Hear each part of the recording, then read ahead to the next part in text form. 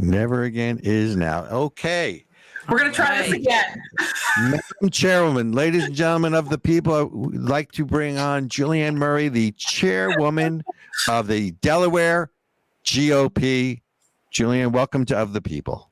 Thank you so much for having me. And, technology, when it works, but when it doesn't, here we are. Definitely doesn't. So we worked it. I have no idea. This setup works all the time, but whatever. I'm here. Glad to be here. Thanks for having me. First of all, you're in fine voice. Second of all, we've come to understand that Lord Benjamin can work magic, which is why we gave you to him to figure out all the technology.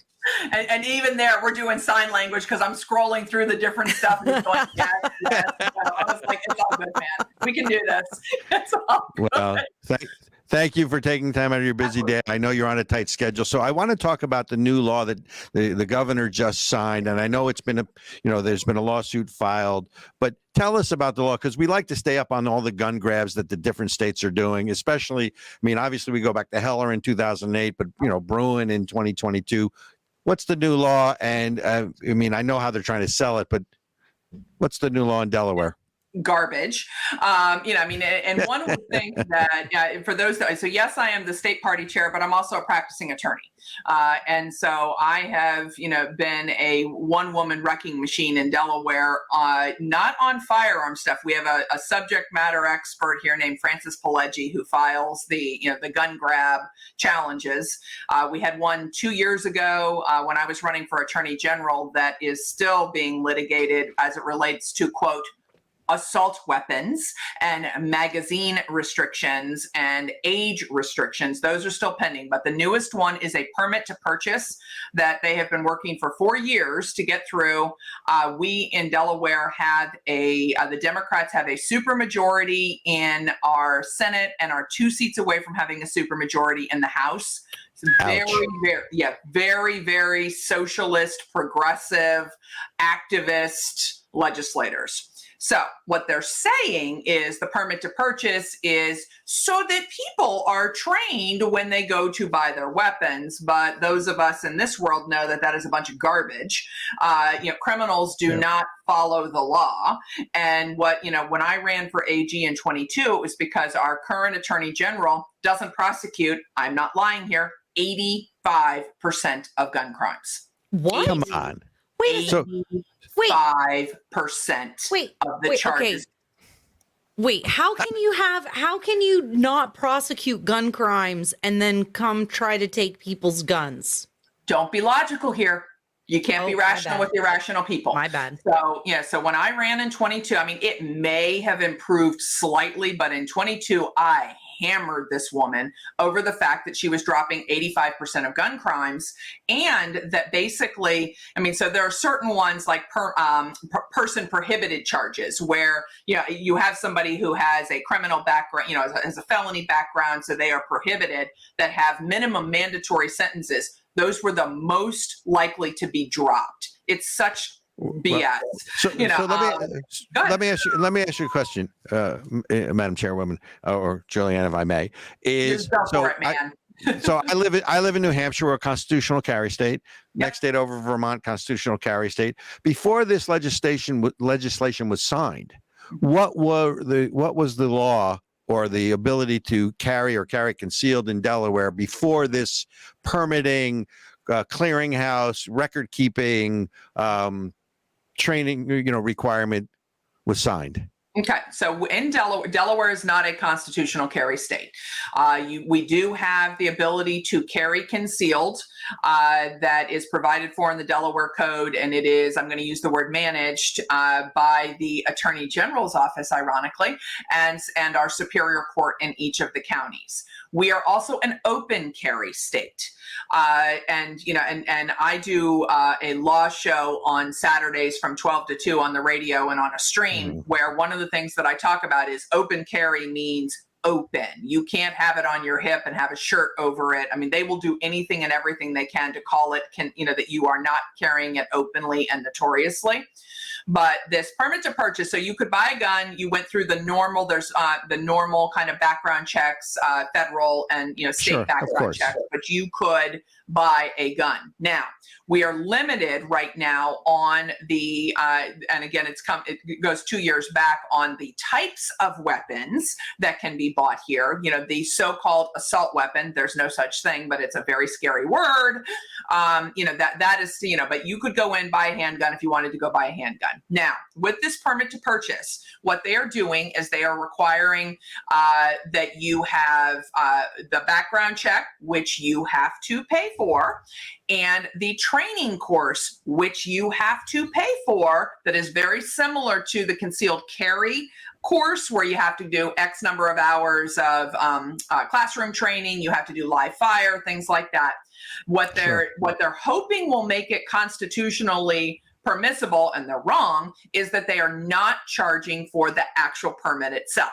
So they're they're saying, no, we're not charging for the permit, no problemo there, but they're charging for everything around the permit, which is just, you know, complete garbage. It is, you know, but what is so offensive to those of us who actually, are 2A advocates is that they are saying they're doing this because it will, quote, cut down on gun violence and crime. And that is just complete.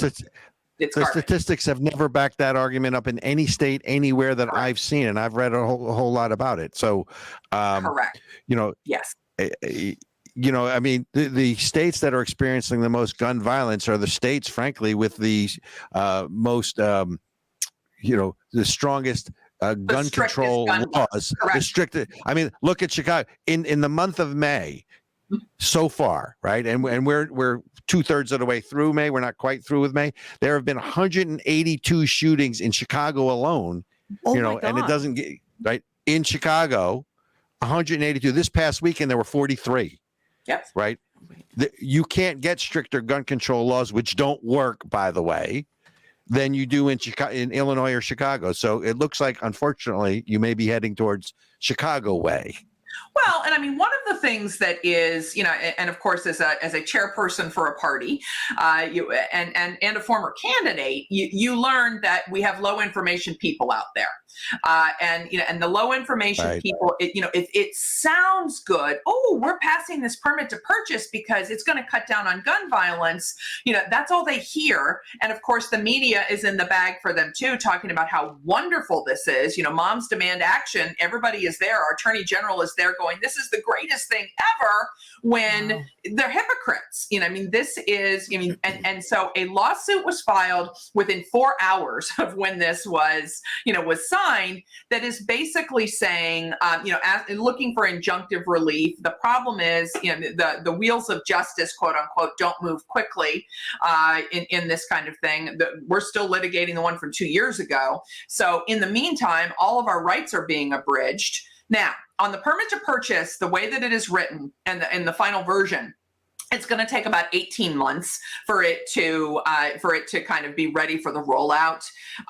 Huge fiscal note on it, because it's the permit section is actually going to be through our state police, which is quite a burden. And even the colonel of the state police testified that we need cops on the street, not cops that are, sitting there dealing with permits to purchase. And you have to complete a firearms course within 5 years. The permit is now good for 2 years instead of 1 year. The very early versions were 180 days. So they were absolutely trying to, put the screws to everybody. But what a lot of people don't know, and what makes this, what I'm going to say, so much more offensive here in Delaware, is that in Delaware, our Article 1, Section 20 is our right to bear arms. And I'm going to read it because it is broader than the Second Amendment. Listen to this. It says, really, a person has the right to keep and bear arms for the defense of self, family, home, and state, and for hunting and recreational use.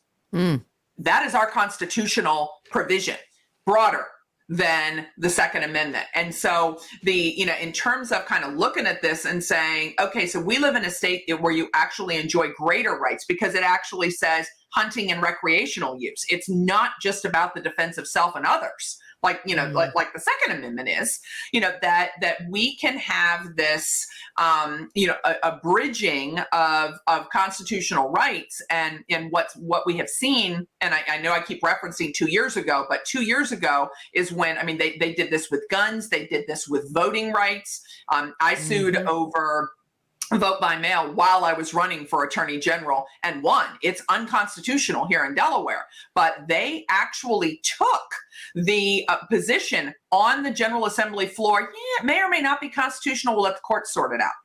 That's just offensive on its face, that you're going to say, yeah, we might be abridging your rights, but hey, what the hell? We'll let the courts sort it out is a breach of their duty as far as I'm concerned. Well, look, using the courts as an offensive weapon is old hat at this point for most of the Democrats. I guess my question is, so I, full disclosure, I have a concealed carry permit in 40 some odd states, and so therefore I have to run around sometimes taking lots of different tests to renew my license in various states on a non-resident basis. How is this different? And I do have DC and I do have Maryland, which this sounds a lot like that.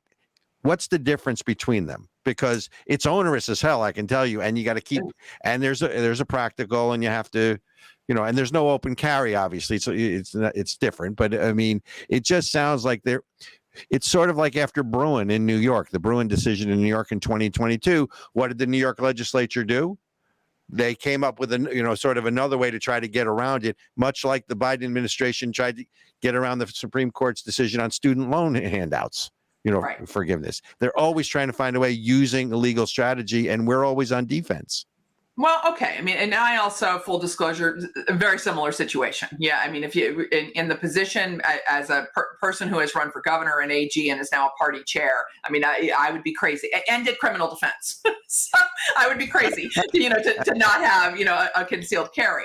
But the difference here, and as an aside, in this permit to purchase, if you are a concealed carry holder in Delaware, you do not have to go through this process. So there is a carve out for the concealed carry holders. But in answer to your question, if I want to be a concealed carry holder, totally different argument about whether, that is constitutional, that we have to go through the process. But it is, I'm going to use the word, a privilege, quote unquote, to be able to carry concealed. And to, you make the choice, if you're going to do that, to go through the course of study, to do the live fire and do all of that. The permit to purchase affects everybody, even the person who doesn't have any desire to conceal carry, but wants to have, a gun in their home for self-defense. Now, if you just want to, you don't want to be an active person, and again, a whole nother philosophical conversation. If you're going to be here's my commercial. If you're a concealed carry person out there and you're not doing live fire training monthly, you should be. If you're going to go through this, you need to be adept with your weapon. But just the regular person out there who is trying to exercise their constitutional right to own a gun, however they want to use it, if they want to have it in a drawer next to their bed, now has to go through a process. They have to go through a background check, which of course you would have to do as a purchase anyway. But this is about the training. This is now saying, in order to even own a gun, you have to go through this training. Is it, I'm going to use the word, a good idea? Sure. But should it be mandatory? This is a mandate now for a constitutional right, not a privilege. And there is a huge difference between that, in my view, that, that they have just trod upon by doing this. Well, and then the other thing is that it also, at the end of the day, it actually impacts low-income people more. So we're already in a tough economy right now where people are paying more for food and gas and all of these things. And we live in a state where we have an attorney general who's not prosecuting gun crimes. Wilmington in Newcastle County at one point was in the top 5 murder cities in the country. We've got low income people who, the facts support, Black purchasers, Black women are the biggest purchasers of guns right now in Delaware.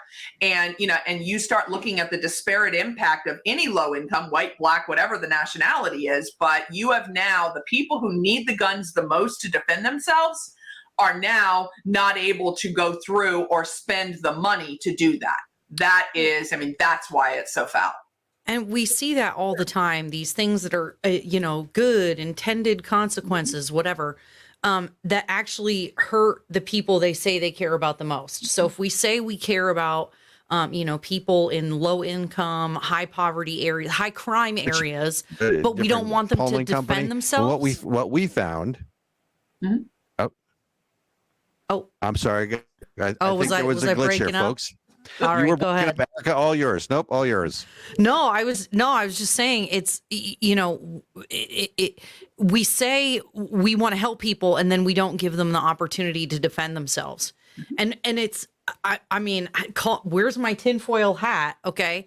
But you're telling me that the people buying the most guns right now are black people. And we know that the history of gun control is actually racist. So, we can't have, black people buying guns and defending themselves. That'd be terrible. I'm assuming people are making these accusations against them. I can't be the only one who's thought of this. And I would say something else, Julianne, is it's interesting you should bring that up because I also work with a behavioral science company that does a lot of polling. And in addition to the sportsmen who want to own firearms, and this is not particular to Delaware, by the way, but in addition to the sportsmen who want to own firearms and the constitutionalists who support the right to bear arms because it's in the Constitution, we found exactly what you just referenced, that there's a large segment of inner city population, man or woman, we found, who want to own guns for a very more practical reason, which is to defend their family. So what you're saying is this Delaware law really strikes at the very heart of that, which precludes them from exercising their rights of self-defense to defend their families. In a state where we have a police shortage, because it's, again, goes back to, if you have an attorney general that is dropping charges, I mean, who wants to be a cop in that environment? You work your butt off to arrest people and the charges get dropped. So we have, for the past several years have had, cops retiring early, taking advantage of that, they've done their time and they're out. So we have a shortage of law enforcement, which then, of course, makes it so that me, the citizen, or we, the citizens, have to defend ourselves potentially, and you take away our ability to defend ourselves. So, I mean, it is a powerfully bad cocktail that is, that unfortunately is going to take time to legally sort out. No, I understand. Look, why should Delaware be different than any other blue state? And I say that respectfully to you, who's fighting the good fight, on a constitutional basis. But Julianne, or Madam Chairwoman, as I like to call you, I know you have a time scheduled to meet, so I want to thank you for joining us on Of the People. And I want you to come back because I want to know what happens with this law, because we try to track those things. I cannot imagine in the wake of Bruin, certainly in the wake of Heller, which was much more broad, but in the wake of Bruin, that this can't stand up. I guess it's a question of how long it's going to take the courts to respond to this. But appreciate you fighting the good fight, and thank you so much for coming on and joining us today to tell us what's going on in Delaware with yet another state's gun grab, ladies and gentlemen. Mm-hmm. Thank you for having me. Happy to come back at any time, and we'll keep you updated. But I'm sure they filed this in federal court because of Bruin, because that has been the precedent that they have to, come under. So always very happy to be here. Appreciate it. I have to give you one last shout out because, as I recall, and this is nothing to do with guns, but you were at the rally, the Trump rally in Wildwood, were you not? I was. And I'm a Jersey boy. I was born and raised in Jersey. Of course, South Jersey, we don't really consider Jersey, but that's okay. Anything south of Cherry Hill. But in any event, totally. But I do believe the president gave you by name a shout out. He did. At the rally, which tells me what a good job you're doing fighting the fight in Delaware. So thank you for joining us, and please keep up the good work. I will. I told him we're going to deliver Delaware, and he was like, "You're sure?" And I said, "We're going to deliver Delaware. No vote by mail here." He beat Biden in Delaware on the machines in 2020. He lost because of vote by mail. That Donald Trump can win Delaware. Ooh, excellent. I love it. I love it. We're going to hold you to it. Thank you, Chairwoman Murray. All right, take care, guys.